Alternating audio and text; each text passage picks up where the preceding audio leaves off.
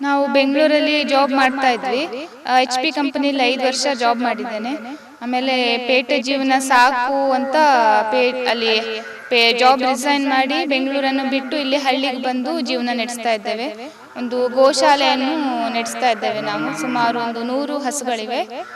ಮಕ್ಕಳು ಹಳ್ಳಿ ವಾತಾವರಣದಲ್ಲಿ ಬೆಳೀಲಿ, ಮತ್ತು ಮಕ್ಕಳಲ್ಲಿ ಚಿಕ್ಕಂದಿನಿಂದಿರುವಾಗಲೇ ಅವರು ಒಳ್ಳೆ ಹಾಲನ್ನು ಕುಡಿಯಲಿ, ಅವರ ಆರೋಗ್ಯ ಚೆನ್ನಾಗಿರಲಿ, ಹಸುಗಳ ಜೊತೆ ಒಡನಾಟ ಅವರಿಗೆ ಇವಾಗಲಿಂದನೇ ಅಭ್ಯಾಸ ಆಗಲಿ ಅಂತ ಹಳ್ಳಿ ಜೀವನವನ್ನು ನಾವು ಇಷ್ಟಪಡ್ತಾ ಇದ್ದೇವೆ. ನಾವು ಕಷ್ಟ ಅಂತ ತಿಳ್ಕೊಳ್ಳೋದಿಲ್ಲ, ಸೇವೆ ಅಂತ ಮಾಡ್ತಾ ಇದ್ದೇವೆ ಹಸುಗಳದ್ದು. ಆ ಕೆಲಸದಲ್ಲಿ ನಮಗೆ ಖುಷಿ ಇದೆ, ತೃಪ್ತಿ ಇದೆ.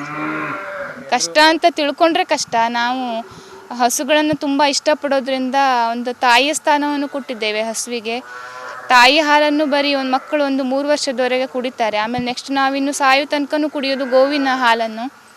ಹಾಗೆ ನಮ್ಮ ತಾಯಿ ಮತ್ತು 33 ಕೋಟಿ ದೇವತೆಗಳೇ ಗೋವಿನಲ್ಲಿ ನೆಲೆಸಿವೆ ಅಂತ ಹೇಳ್ತಾರೆ. ಸೊ ತಾಯಿ ಸ್ಥಾನ, ದೇವರ ಸ್ಥಾನವನ್ನು ಕೊಟ್ಟು ಗೋ ಸೇವೆ ಮಾಡಿದಾಗ ನಮಗೆ ಅದು ಕಷ್ಟ ಅಂತ ಅನಿಸೋದಿಲ್ಲ, ಇಷ್ಟಪಟ್ಟು ಮಾಡ್ತಾ ಇದ್ದೀವಿ. ನಾವಿಲ್ಲಿ ಬೇಣದ ಮನೆಯಲ್ಲಿ ಸ್ವರ್ಣಕಪಿಲ ಗೋಮಂದಿರ ಅಂತ ಒಂದು ಗೋಶಾಲೆಯನ್ನು ನಡೆಸ್ತಾ ಇದ್ದೀವಿ. ಕಳೆದ 7 ವರ್ಷಗಳಿಂದ ಈ ಗೋಶಾಲೆಯನ್ನು ನಡೆಸ್ಕೊಂಡು ಬಂದಿದ್ದೀವಿ. ನಾವು ಮೊದಲು ಬೆಂಗಳೂರಲ್ಲಿ ಜಾಬ್ ಮಾಡ್ತಾ ಇದ್ವಿ 7 ವರ್ಷದ ಹಿಂದೆ. ಆಮೇಲೆ ಪೇಟೆ ಜೀವನ ಸಾಕು ಅಂತ ಅನಿಸಿ ಅಲ್ಲಿ ಬೆಂಗಳೂರಿಂದ ಬಿಟ್ಟು ಬಂದು ಇಲ್ಲಿ ಹಳ್ಳಿಯಲ್ಲಿ ಸ್ವಲ್ಪ ಜಮೀನು ಖರೀದಿ ಮಾಡಿ ಇಲ್ಲಿ ಕೃಷಿ ಜೊತೆಗೆ ಗೋಗಳನ್ನು ಸಾಕ್ತಾ ಇದ್ದೀವಿ. ಈ ಗೋವುಗಳ ಕೆಲಸ ನಮಗೆ ತುಂಬ ಇಲ್ಲಿ ಬಂದ ಮೇಲೆ ನೆಮ್ಮದಿ, ಖುಷಿಯನ್ನು ಕೊಟ್ಟಿದೆ. ನಮ್ಮ ದಿನಚರಿ ಹೇಗಿರುತ್ತೆ ಅಂದರೆ ಬೆಳಿಗ್ಗೆ 4:15ಇಂದನೇ ಶುರುವಾಗುತ್ತೆ. ಎದ್ದು ದನಗಳ ಸಗಣಿ ತೆಗೆಯೋದು, ಹಾಲು ಕರೆಯೋದು, ನೆಕ್ಸ್ಟು ಅವುಗಳಿಗೆ ಹುಲ್ಲೆಲ್ಲ ಹಾಕಿ ನೆಕ್ಸ್ಟ್ ಅವುಗಳನ್ನು ಮೇಯಲಿಕ್ಕೆ ಬಿಡ್ತಾರೆ. ಮೇಯಲಿಕ್ಕೆ ಬಿಟ್ಟಾದಮೇಲೆ ಕೊಟ್ಟಿಗೆನೆಲ್ಲ ಕ್ಲೀನ್ ಮಾಡೋ ಕೆಲಸ ಇರುತ್ತೆ. ಅದೆಲ್ಲ ಆದಮೇಲೆ ದನಗಳು ಮೇವೆಲ್ಲ ತಿಂದು ಮೆಂದ್ಕೊಂಡು ಮಧ್ಯಾಹ್ನ ವಾಪಸ್ ಬರ್ತವೆ. ದನಗಳನ್ನೆಲ್ಲ ಹೊಡ್ಕೊಂಡು ಬರ್ತಾರೆ. ನೆಕ್ಸ್ಟ್ ಅವುಗಳಿಗೆ ಮತ್ತೆ ಫೀಡಿಂಗ್ ಕೊಡ್ತೇವೆ. ಅದಾದಮೇಲೆ ಮತ್ತೆ ಪುನಃ ಸಂಜೆ ಅವುಗಳ ಹಾಲು ಕರೆದು ಮತ್ತೆ ಅವುಗಳಿಗೆ ಹುಲ್ಲೆಲ್ಲ ಹಾಕಿ ಇಷ್ಟು ಕೆಲಸ ಇರ್ತದೆ ದನಗಳ ಕೆಲಸ. ಅಂದರೆ ನಮಗೆ ಏನಂದರೆ ನಾವು ನಮ್ಮ ಯಜಮಾನರು ವಿನಾಯಕ್ ಭಟ್ ಅವರು ಮಾಡೋ ಎಲ್ಲ ಕೆಲಸಗಳಿಗೆ ಪ್ರೋತ್ಸಾಹವನ್ನು ಕೊಡ್ತೇನೆ.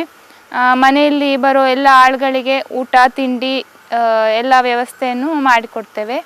ಮತ್ತು ಮನೆ ಜವಾಬ್ದಾರಿ, ಮಕ್ಕಳ ಜವಾಬ್ದಾರಿ ಎಲ್ಲದನ್ನು ನಾನೇ ನೋಡ್ಕೊಳ್ತಾ ಇದ್ದೇನೆ. ಈ ಕೆಲಸ ತುಂಬ ಖುಷಿ ಕೊಡ್ತಾ ಇದೆ ನಮಗೆ. ಇಲ್ಲ, ಲಾಭ ಅಂತ ಏನಿಲ್ಲ. ನಾವು ದುಡ್ದಿದ್ದನ್ನಷ್ಟು ನಾವು ಗೋವುಗಳನ್ನು ಸಾಕಲಿಕ್ಕೆ ಅಂತ ಬಳಸ್ತಾ ಇದ್ದೇವೆ. ಲಾಭದ ದೃಷ್ಟಿಯಿಂದ ಮಾಡ್ತಾ ಇಲ್ಲ, ನಾವು ಗೋ ಸೇವೆ ಅಂತ ಮಾಡ್ತಾ ಇದ್ದೀವಿ. ಮುಂಚೆ ನಾನು ಸಾಫ್ಟ್ವೇರ್ ಇಂಜಿನಿಯರ್ ಆಗಿದ್ದೆ HP ಕಂಪನಿಯಲ್ಲಿ ಬೆಂಗಳೂರಲ್ಲಿ ವರ್ಕ್ ಮಾಡ್ತಾ ಇರುವಾಗ. 5 ವರ್ಷ ಕೆಲಸ ಮಾಡಿದ್ದೇನೆ. ಆರಾಮ್ ಡ್ಯೂಟಿ ಆಗಿತ್ತು. ಬಟ್ ಆ ಸಿಟಿ ಲೈಫು, ಟೆನ್ಷನ್ ಅದೆಲ್ಲ ಬೇಡ ಅಂತ ಮಕ್ಕಳು ಒಂದು ಹಳ್ಳಿ ವಾತಾವರಣದಲ್ಲಿ ಬೆಳೀಲಿ, ಮಕ್ಕಳಿಗೆ ಚಿಕ್ಕಂದಿನಿಂದಾಗಲೇ ಒಳ್ಳೆ ಅಂದರೆ ಗೋವುಗಳೊಟ್ಟಿಗೆ ಒಡನಾಟ ಇರಲಿ ಅಂತ ಆ ಸಿಟಿ ಲೈಫ್ ಬೇಡ ಅಂತ ಇಲ್ಲಿ ಬಂದು ಇದು ಮಾಡ್ತೀವಿ. ಅಡಿಕೆ ಕೃಷಿ ಇದೆ. ಅಡಿಕೆ 2 ಎಕರೆ ಅಡಿಕೆ ತೋಟ ಇದೆ, ಕಾಳುಮೆಣಸು ಇದೆ. ಅದರಿಂದ ಬಂದಿರೋ ಎಲ್ಲ ಉತ್ಪನ್ನನೂ ಈ ಗೋವುಗಳಿಗೋಸ್ಕರನೇ ಹಾಕ್ತಾ ಇದ್ದೇವೆ. ನಾವು ಮಕ್ಕಳನ್ನ ಗೌರ್ಮೆಂಟ್ ಸ್ಕೂಲಿಗೆ ಕಳಿಸ್ತಾ ಇದ್ದೀವಿ. ಆದಾಯ ಇದರ ಖರ್ಚಿನ ಬಗ್ಗೆ ಚಿಂತೆ ಮಾಡ್ತಾ ಇಲ್ಲ. ಗೌರ್ಮೆಂಟ್ ಸ್ಕೂಲಿಗೆ ಕಳಿಸೋದ್ರಿಂದ ಮಕ್ಕಳ ಎಜುಕೇಷನ್ ಖರ್ಚು ಇವಾಗ ನಮಗೆ ಇಲ್ಲ. ಮತ್ತು ಗೋವು ಸೇವೆ ಮಾಡೋದ್ರಿಂದ ಗೋವುಗಳ ಆ ಪುಣ್ಯ ನಮ್ಮನ್ನು ಕಾಪಾಡ್ತದೆ ಅನ್ನೋ ಬಲವಾದ ನಂಬಿಕೆ ನಮ್ಮದು. ಹಾಗಾಗಿ ಮಾಡ್ತಾ ಇದ್ದೀವಿ. ಈ ತಳಿ ನಶಿಸಿ ಹೋಗ್ತಾ ಇದೆ. ಮಲೆನಾಡು ಗಿಡ್ಡ ಅಂದರೆ ಪ್ಯೂರ್ ಬ್ರೀಡ್ ಸಿಗ್ತಾ ಇಲ್ಲ. ಅಂದರೆ ಮಲೆನಾಡು ಗಿಡ್ಡ ಹೇಗಂದರೆ ಅತಿ ಸಾಮಾನ್ಯವಾದ ರೈತನೂ ಸಾಕುವಂಥ ತಳಿ ಅದು.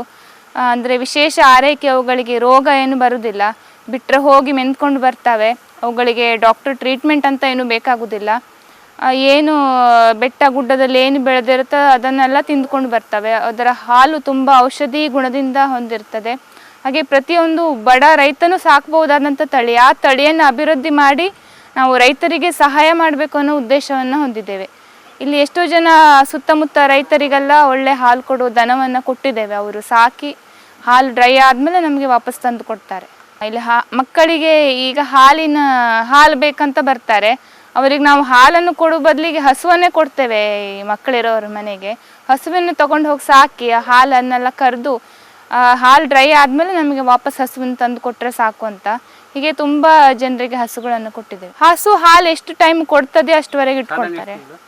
ಸಾಧಾರಣ ಒಂದು 6-7 ತಿಂಗಳು ಹಾಲು ಕೊಡ್ತವೆ. ಅಷ್ಟು ಸಮಯ ಇಟ್ಕೊಂಡು ಆಮೇಲೆ ವಾಪಸ್ ತಂದು ಕೊಡ್ತಾರೆ. ನಾವು ಅವು ವಾಪಸ್ ತಂದು ಕೊಟ್ಟ ಮೇಲೆ ನಾವು ಅದರ ಪಾಲನೆಯನ್ನು ನಾವು ಮಾಡ್ತೇವೆ.